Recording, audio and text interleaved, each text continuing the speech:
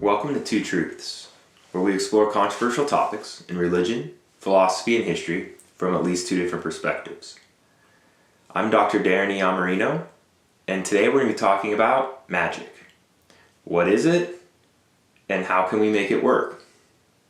So, let's go back in time, 2,000 years approximately, maybe even a little more, and let's look at some of the etymology of the word and explore the different types of magicians or sorcerers that may have been around in the Mediterranean region and the Near East around 2,000 years ago to 2,500 years ago.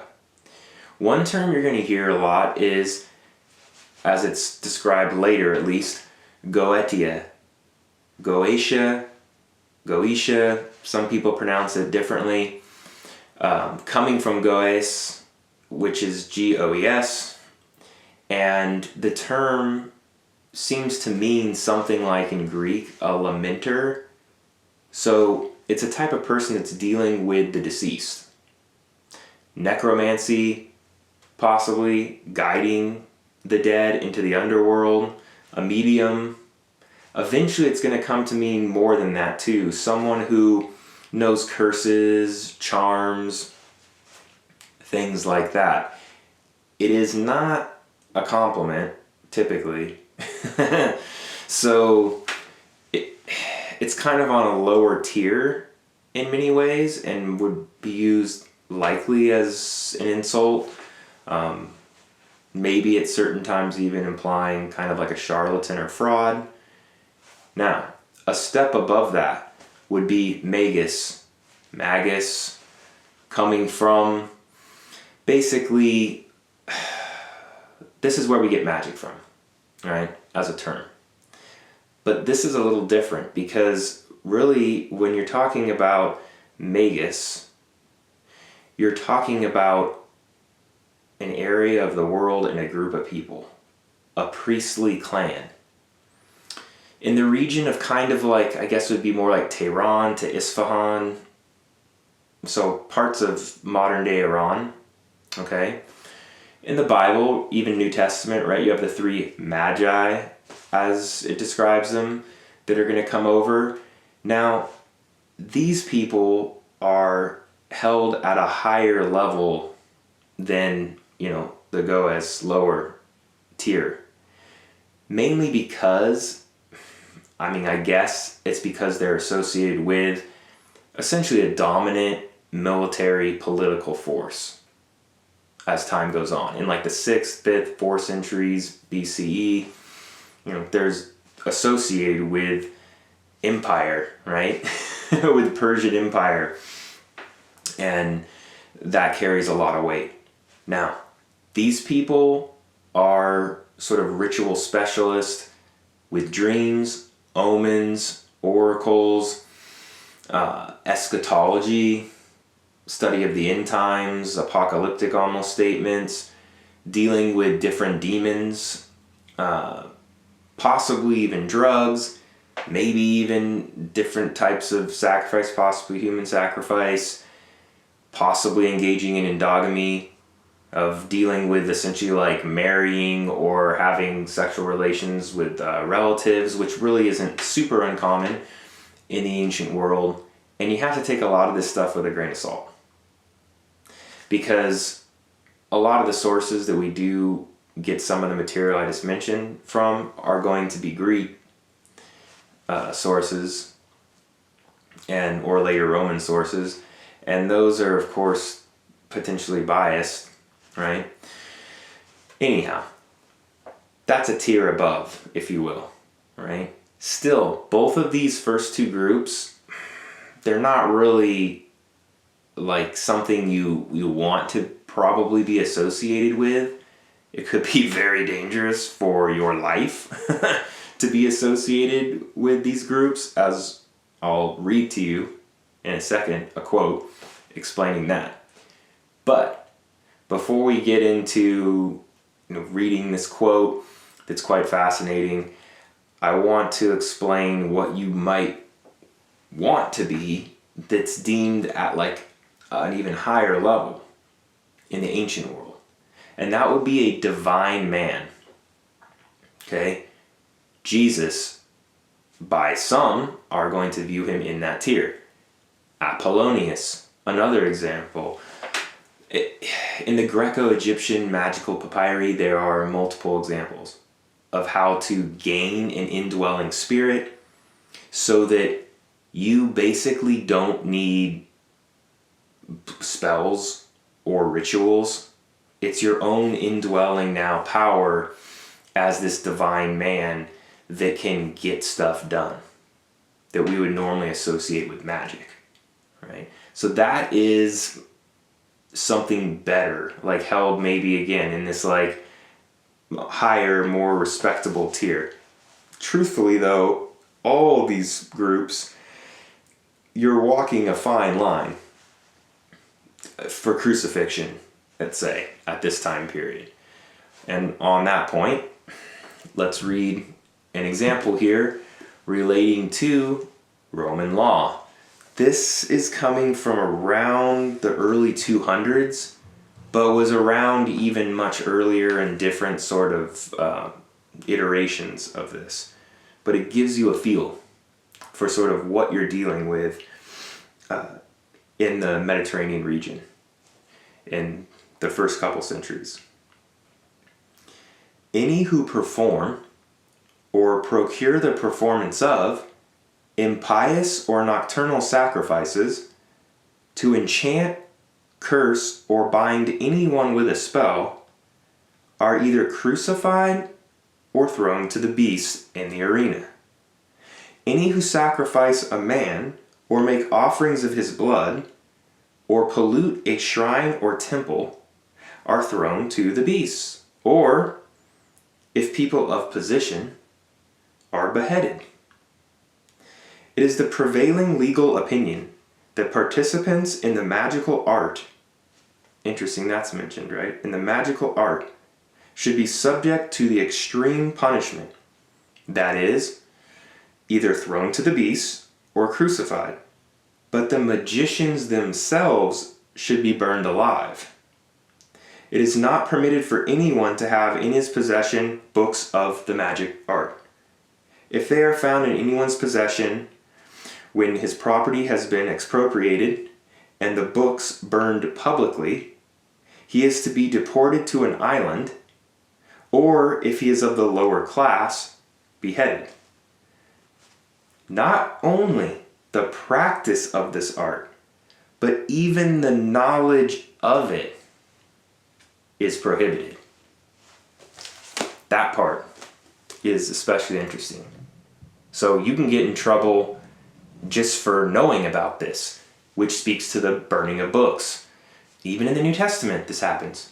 There are people that have a bunch of books of magic and they get, confiscated. It's a problem that the Romans want to deal with, and really it goes on and on and on. And when we get into Christendom, right, and when Christianity's taken over, it's definitely going to be viewed in even less favorable, right, light, I would say.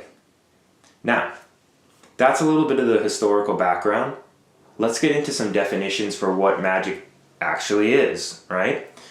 I want to give you one that's a little bit on the older side, coming from Henry Cornelius Agrippa. I don't think it's so much a definition of magic, but it gives you sort of more of the flavor of the type of things that are going on. Here we go. Quote from Henry Cornelius Agrippa. Magic is a faculty of wonderful virtue, full of most high mysteries, containing the most profound contemplation of most secret things. We'll get back to that in a second, the most secret things. Now, here's another quote for a definition for magic. And it's one that we'll be expanding on in the rest of the video. Magic is the science and art of using states of altered consciousness for causing changes to occur in conformity with will. That's a modification. For a lot of you might be familiar with that. A modification that comes about off of Aleister Crowley's definition. So it's sort of tweaking it by adding the importance of the altered states of consciousness. And that piece will lead us to another sort of shorthand way we can think about magic. That like magic equals will plus imagination plus altered states or trance of some kind. Okay? The trance piece is going to be very important. And there's a lot of different ways in which you can enter that. And we'll talk about a couple as we get through the rest of this video. Right? Now, what about the occult? That comes up. Well, Agrippa said, contemplation of most secret things. That's really what the occult is. It just means hidden. Right? So, we need to understand what are the occult arts if we want to get deeper into magic. Now, let's just quickly get into sort of what these are. I can't express how important this is for understanding practical religion. Like what actually is going on. Buddhism, Christianity, Judaism, Islam, it doesn't matter. Shamanism, right? Like you pick a religion and pretty much certainty that there will be one or more of these occult arts that I'm about to talk about being practiced. Okay? So it's really like kind of the esoteric side of religious studies, if you will. Number one, for the occult arts, we're going to talk briefly here about 5 of them. Divination. I bet you've heard that term. Most people think divination is about trying to predict the future or something like this. Yes, it could be about trying to gain information concerning the future. But if we want to talk about it, I think more accurately, we need to look at it in terms of information. And that doesn't need to be about the future. It's about information that is hidden from us, from our normal means of acquiring knowledge. So through some type of process, right, ritual process, or using a paraphernalia, a tool, something, we are going to acquire information that was otherwise not available to us. And that might be something about the present. If you're sick, you come to me, I'm a shaman or something, right? You're sick in the present, maybe I'm going to do some sort of divination. It's not because I necessarily want to know what's going to happen to you a month from now, right? It's more about trying to figure out what's really going on with you in the present, in that particular case. A general rule that you'll sometimes hear to do with divination is to divine short, enchant long. So we'll get to what enchantment is next, okay? But to stick with divination, the idea here is that if you're trying to uncover information about the future, it better not be a year from now or 10 years from now or something. It's pointless. There's far too many variables and things at play. So if you want to figure out something that might happen tomorrow, that might be possible, on this viewpoint at least, because most of the pieces of the puzzle are kind of already fitting together for what might occur tomorrow, right? A lot of limitations have already been set for that, right? So that's divination, but how about some examples? Tarot cards, put some images up there. I think almost everyone in the West has seen or played with tarot cards at some point. You could pull 1 card, you could pull 3 cards, one that has to do with the past, one card that has to do with the present, one that has to do with the future. There's all these different layouts of how you could deal with tarot cards to try to get at some sort of hidden information. Other good examples would be like Ouija boards, pendulums. Some people have issues with those in terms of maybe from movies it being scary. A simple binary oracle, a yes-no situation. You could use a book, any book, and do bibliomancy, where you pose a question that you want answered from the universe, from a god, from a spirit, whatever. You're in a state of trance, remember? So maybe like a light meditative state. You pose your question, and then you turn and flip through a book, place your finger. I bet a lot of people have done that for fun, right? That would be like a simple form of divination. You read the sort of chapter, verse, whatever it might be, in the book that you turn to. Right? Tea leaves. Reading things from the images from the clouds. I mean, there are truly thousands of ways that you could do this, all right, to try to figure out information that's otherwise hidden from us, right? Now, enchantment, that's next. Divination might have been a little more kind of passive in a way. You're trying to, right, extract information that might be there, but you're not necessarily trying to change events in nature. That's what enchantment's all about. So in enchantment, the belief is that you can do something to alter the probability of certain events occurring that otherwise would not have occurred, right? It's like imposing your will onto this framework of reality, okay? You could do that through spells, spell casting in the more traditional ancient ways, right? You could do it through, if it was like a love spell related thing, maybe you would use a voodoo doll, right? What if it's something on the opposite end of love? Destruction, like, right? A form of sort of damnation type magic. This is very, very popular in the ancient world. I hate to say it, kind of speaks to human nature. Yeah, there's love spells and things too, but there's a lot of, hey, I hate my neighbor, I hope he dies, you know, type of thing. I love my neighbors, by the way. That's not that's not like a window into my life at all. That's just something that was very common in the ancient world. So, for example, if you did hate someone there in your community, you might write their name on a piece of pottery, and then in a state of anger, thinking about them, you smash it against a wall or on the ground. That's an easy way. Maybe you draw a simple image of them or their name on the bottom of your sandals. Every step you take, you're trampling them, right? Underneath your feet. Sort of that's sort of sympathetic magic and symbolic magic going on there. Another common way in like the Greek world, Roman world, you have like these little like lead tablets maybe, and you have a spell on it, and you throw it into a well, and so it sinks, right? It's heavy.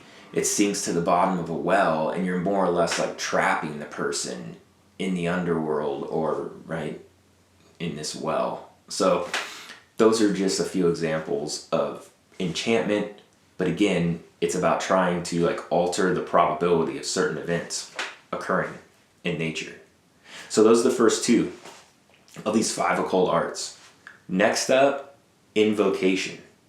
Invocation has VOCA, like a vocation is a calling, right? So invocation, you're calling in some spirit, presumably a, benevolent spirit, not a malevolent spirit, because you're trying to bring this energy and this entity into you, and it's a state of temporary possession, more or less, right? So that would be like invocation, okay?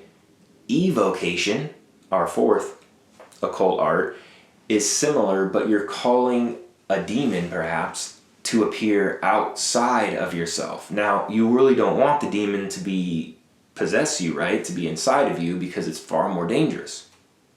So here's your typical, I'll bring up an image, like typical like magical circle of protection, the magician's in the magic circle, and then you might have like a triangle or something like that outside of the circle with incense, a bunch of it, and a sigil, which means like a seal that stands in for like the attributes of the demon, okay?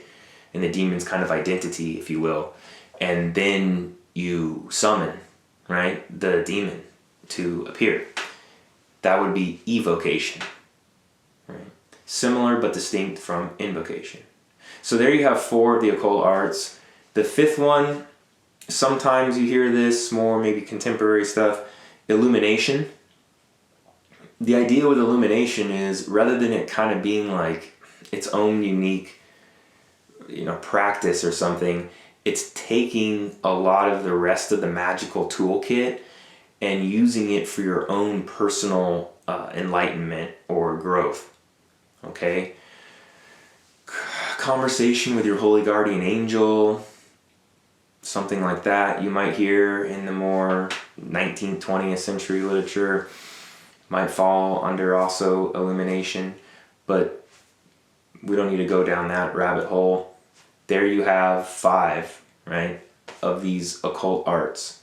Now, of those 5, if we're honest, it boils down to 2. Enchantment, divination. I want to learn something about what's going on in reality or the universe through divination, and I want to alter something that's happening, right, through enchantment. This means, though, okay, so we just boiled 5 down to 2. Now let's boil 2 down to 1. And we're also going to shift here into, my series is 2 truths. So we've been looking at kind of a historical setup here and definitions in the first 20 minutes. For the next 20 minutes, we're going to go into more like cutting edge, contemporary possibilities relating to how magic might actually work from some more contemporary paradigms, if you will. All right. Now, I said we boiled it down to 2, enchantment, divination. Now let's boil that all down further to 1. It all comes down to information. That's what it really is, right? How can I alter information in some way? Okay? Now, I don't love to say this really or get into this because I feel like it starts to sound super new agey, and you might hear stuff like this like at a yoga studio or something like that, but where people would bring up, quantum entanglement, this, quantum mechanics. And it is key, as I'm about to say, but it's also very bizarre and it's highly technical, and let's get real. How many of the people talking about it are theoretical physicists or experimental physicists? Not a lot, right? I'm not. But unfortunately, I think that there's no way around it.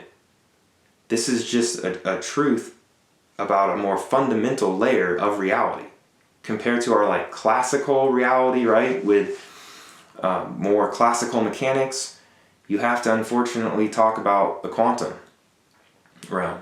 More specifically, we need to talk about that phenomenon known as entanglement. Now, here's where I think a lot of things get tripped up, because, subatomic particles could be maximally entangled, sharing all information, or it could be a much more partial situation. All right? So there are many forms, I guess you could say, or types of entanglement. Okay? That's key. In terms of how this relates to magic, it's because of the fact that current understanding seems to suggest about reality and by this I'm saying coming mainly from insights in physics starting from the late 90s through now, okay, that the universe does seem to have a holographic nature to it, all right? Space-time itself is likely an emergent property coming from quantum entanglement, in a sense creating, if you will, space. And what does that even mean? It means that in terms of the holographic example, and believe me, we haven't lost magic. We're about to get back to that, okay? But we have to talk about this for a second. So, in the holographic theory, you pretty much have information smeared out across a boundary. And that's more of like where the truth lies, if you will. If you think of a hologram and you have like a holographic plate, if you will, the information of whatever you imaged, okay, say with these lasers, is going to be smeared out in like interference looking patterns, like waves. You wouldn't be able to make it out. It's all kind of like encoded in a mess looking. As opposed to looking at a negative of a photograph, that's more like your classical description of how we understand reality, okay? You take a normal picture, right? You cut the negative in half, or you cut like a quarter of the negative, let's say, off. You just lost a quarter of the information, right? This is the key here, okay? All true magic has, I would say, only one foe: quantum error correction. You see, redundancy.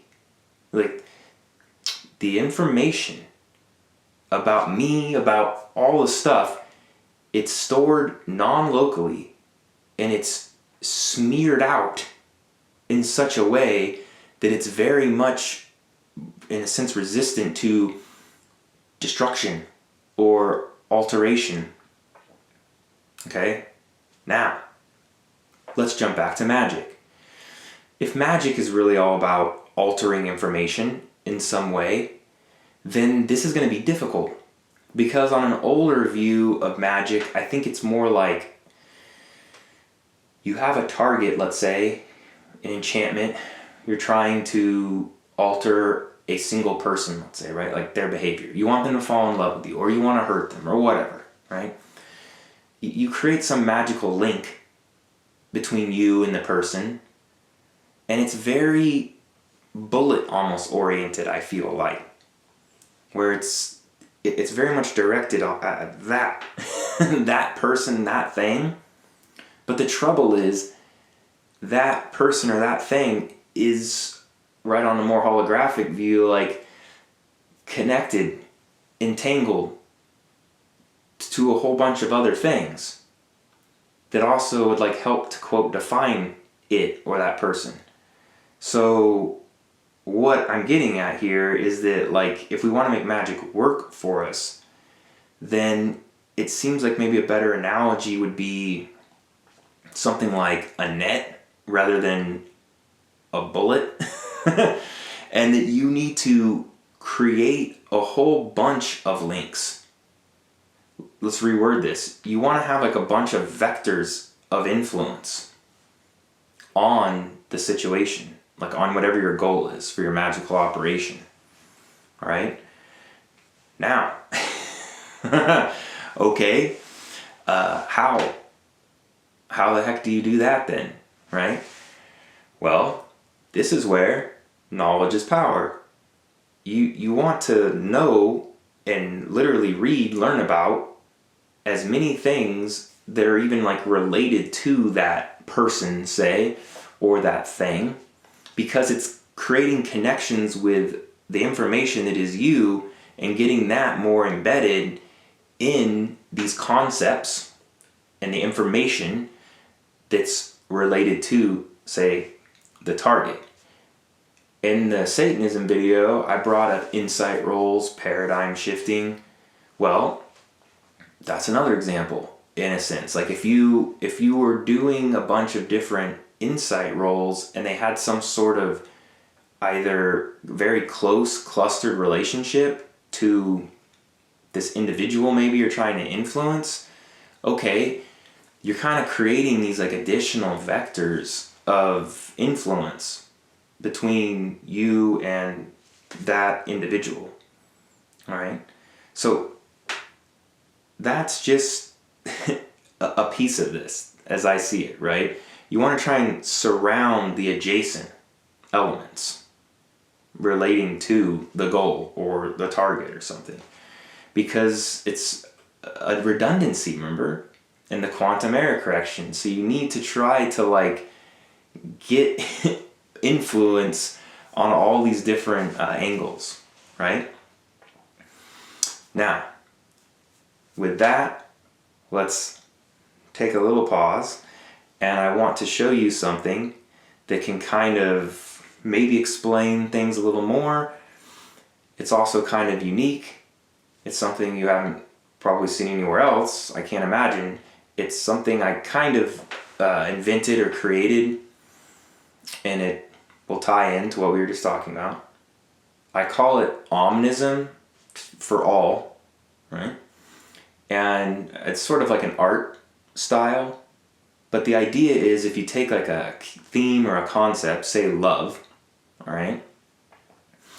It's a way to try and portray all these different vantage points or ways of experiencing love on all these levels of being on one two-dimensional, right, like canvas, so to speak. But I'll show you here, and you'll see in a minute that it could be used in a magical way as well. Okay, so bear with me a second as I move around here. All right, so this looks like a sensory overload, which it is. That's in large part, that's the purpose here, is going to be like a sensory stimulation kind of overload. But here's an example of one of these paintings, these omnist sort of paintings that I have created. It's sort of my ideas. I had another individual help me with the actual painting. I don't want to take full credit for it, but the way this works here is that you've got rows, right? 2, 3, 4, 5, right? 5 rows, and then you've got 4 columns. So you've got all these individual squares going across. And this whole painting is supposed to be about love. But again, omni perspective. So here on this particular column, you have the human perspective.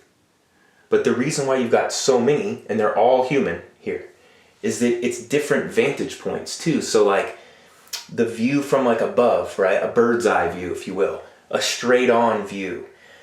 Looking from the ground up.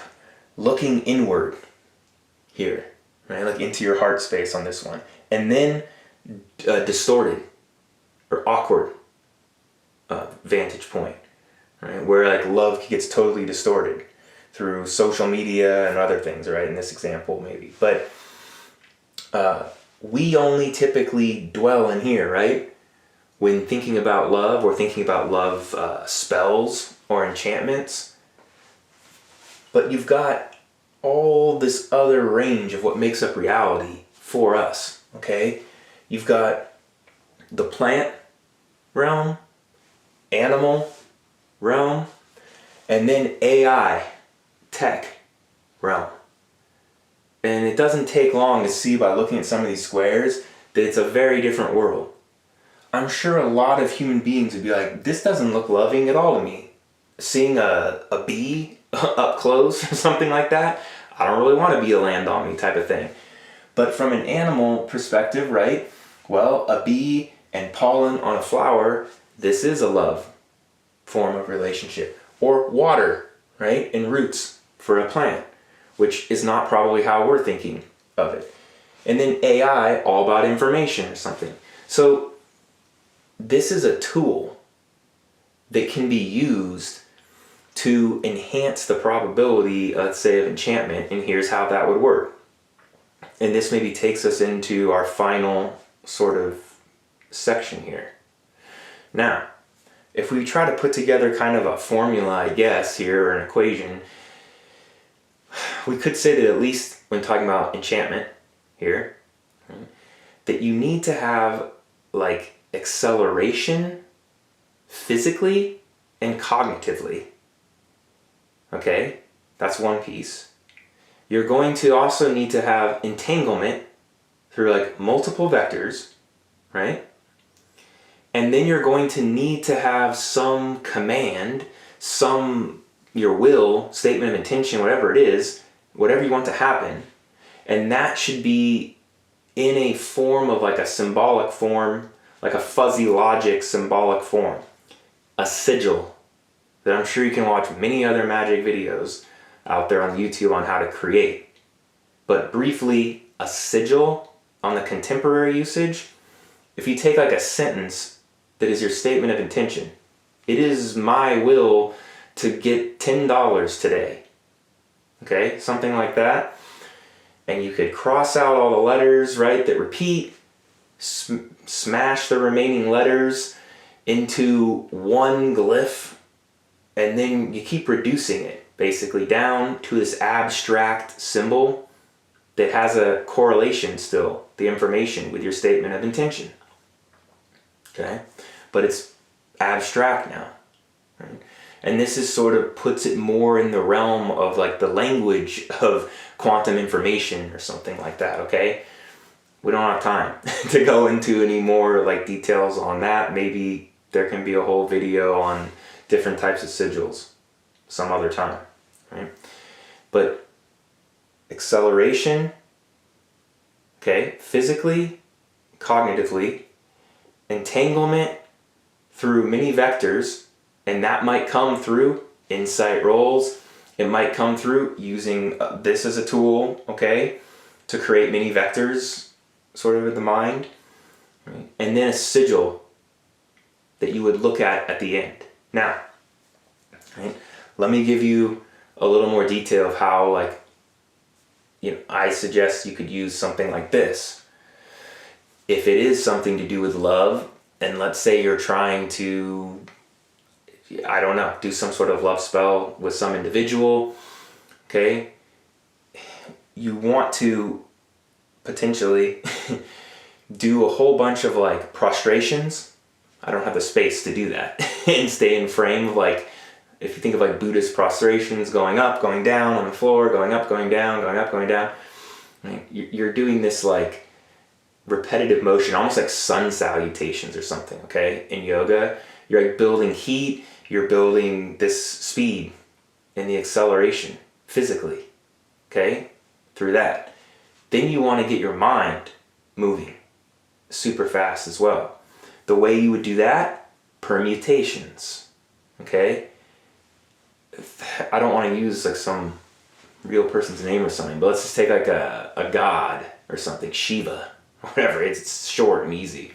So if you were to write down on a piece of paper Shiva and then do permutations of the name, I mean, I'm not going to write it down, but like Shiva, Ishva, Visha, Ashiva, Hisva, you're moving through these permutations of the name. Because again, you're kind of like taking the information and like smearing it out and all these other possibilities or permutations, putting it more into this like quantum information almost type mindset. While at the same time you're speeding up, pulling energy into this whole process, okay?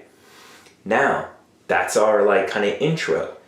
Then after you've done those things already, then you could look at this in its permutations again. So I'm looking at this, then I'm bouncing here, then I'm bouncing here, here, and doing quick meditations, if you will, on like what love is from all these different perspectives, which is again tying me into the much larger framework of love, rather than just being like understanding love on this physical, a simple human form only. right? So multi sort of partite entanglement type deal. I don't know how exactly to express that, but using this as kind of this vehicle to help achieve that. And then after you've kind of done that, you also might even want to do like head movements, up, down, side, side, like when you're doing prostrations. These are all like kind of simple tools that are pulled from various religions or esoteric practices. Last but not least, you could have already had a sigil created, okay, on a piece of paper, and then you could stare at the sigil, tear it up, burn it, bury it, whatever you want to do, the way people typically deal with, I guess, sigils in a contemporary context. All right, so that gives you a little bit here about magic from the ancient world through to the wild domain of like information type magic models, pragmatic sort of magic models. There's a lot out there, and I do think that it is kind of where, like, in a sense, science meets religion here when it's talking about the quantum stuff and holography and those two topics. I think there's just going to be a lot more to be said in the coming decade relating to all of that stuff. So please, when dealing with these things, be reasonable, don't lose your mind, okay? Especially when dealing with like permutations and things, gematria in the Jewish mystical tradition, right, where you're permutating divine names or something. You want to still be able to stay grounded. Maybe everything I've said here is total BS, right, and doesn't work at all. That's why it's called Two Truths, right? Because maybe this is the case, maybe it's impossible to do all these things. Or maybe you can only tweak something a little bit. Maybe there was a 1 or 2% chance of something happening and you managed to tweak things to a 4% chance. And that is substantial, but there's no way you're going to be able to like guarantee, right, results. I think that's just foolishness to believe that you're going to get somehow to that level of control or power over yourself or over the world at large, right?